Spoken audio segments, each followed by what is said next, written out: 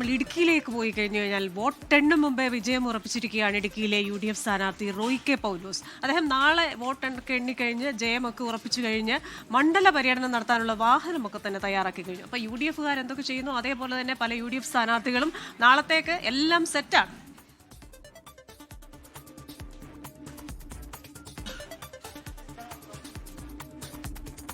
രാഹുൽ വിജയനാണ് ഇടുക്കിയിൽ നിന്ന് വിശദാംശങ്ങളുമായി ചേരുന്നത്. രാഹുൽ, ഈ വോട്ടെണ്ണും മുമ്പേ തന്നെ ഒരു ആത്മവിശ്വാസം, അതിന്റെ ഭാഗമായിട്ട് നാളെ മണ്ഡല പര്യടനം നടത്താനുള്ള വാഹനമൊക്കെ തയ്യാറാക്കി കഴിഞ്ഞല്ലോ റോയ് കെ പൗലോസ്.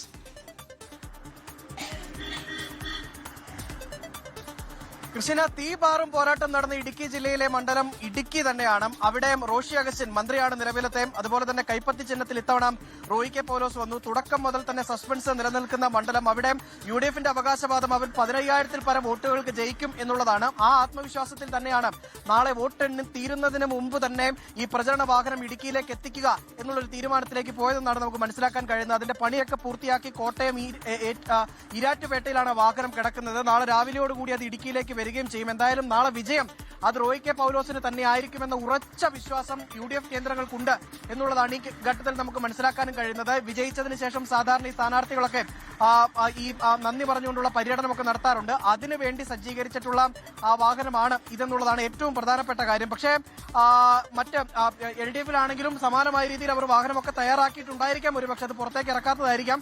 ഇതെന്തായാലും പുറത്തേക്ക് ഇറങ്ങി കിടക്കുന്നതുകൊണ്ട് ദൃശ്യങ്ങൾ പുറത്തേക്ക് പ്രചരിച്ചു, അത് ആളുകൾ കാണുകയും ചെയ്തു. എന്തായാലും തികഞ്ഞ ആത്മവിശ്വാസമുണ്ട്. കോൺഗ്രസ് പ്രവർത്തകരും UDF പ്രവർത്തകരും എല്ലാവരും തന്നെ അത് ചിത്രങ്ങൾ ഉൾപ്പെടെ പങ്കുവെക്കുകയും വലിയ അഭിമാനത്തോടു കൂടി നാളെ റോയ് കെ പൗലോസ് വിജയിക്കും എന്നുള്ള പ്രഖ്യാപനമൊക്കെ നടത്തുകയും ചെയ്തു. അതിനിടയിൽ എന്തായാലും ഇത് ഒരു കൗതുകം നിറഞ്ഞൊരു കാഴ്ച തന്നെയാണ്. അത്ര കണ്ട ആത്മവിശ്വാസം UDFിനുണ്ട് എന്നുള്ളത് തന്നെയാണ് ഇത് തെളിയിക്കുകയും ചെയ്യുന്നത്. എന്തായാലും LDF ക്യാമ്പിൽ ഇതിനെ എങ്ങനെ കാണുന്നു എന്നുള്ളത് നാളെ മാത്രമേ ഇനി അറിയാൻ കഴിയുള്ളൂ. നിലവിൽ ഏതെങ്കിലും തരത്തിലുള്ള പ്രതികരണം ഈ വാഹനത്തിന്റെ ഈ നന്ദി പ്രകടിപ്പിക്കാൻ വേണ്ടിയുള്ള ഈ വാഹനത്തിന്റെ പണികളൊക്കെ പൂർത്തിയാക്കി കിടക്കുന്ന വാഹനത്തിന്റെ ദൃശ്യങ്ങൾ പുറത്തു വന്നതിൽ LDFന്റെ പ്രതികരണം ഒന്നും നിലവിൽ വന്നിട്ടില്ല. എന്തായാലും UDF കേന്ദ്രങ്ങൾ അത്ര കണ്ട ആത്മവിശ്വാസത്തിലാണ്.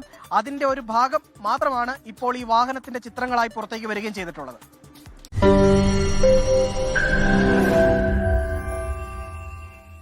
ലോകത്തെവിടെയായാലും ഏത് സമയത്തും 24 വാർത്തകളും ഓഗ്മെന്റഡ് റിയാലിറ്റി പാക്കേജുകളും എക്സ്പ്ലെയിനറുകളും വിശദമായി കാണാൻ ഞങ്ങളുടെ YouTube ചാനൽ നിങ്ങൾക്ക് സബ്സ്ക്രൈബ് ചെയ്യാം.